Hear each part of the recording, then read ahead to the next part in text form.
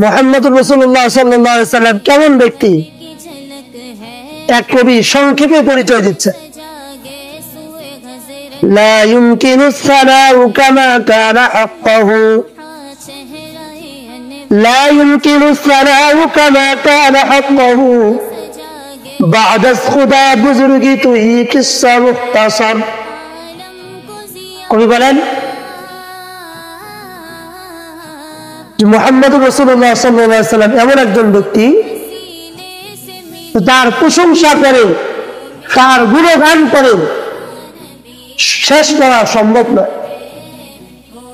সংক্ষেপে এতটুকুই বলা যায় بعد खुदा बुजुर्गी तो ही किस्सा मुख्तसर, আল্লাহর পরে সব থেকে দামি, সব থেকে উত্তম মর্যাদাশীল যদি আর কেউ থাকে সেটা হলো মুহাম্মদুর রাসূলুল্লাহ সাল্লাল্লাহু আলাইহি ওয়াসাল্লাম।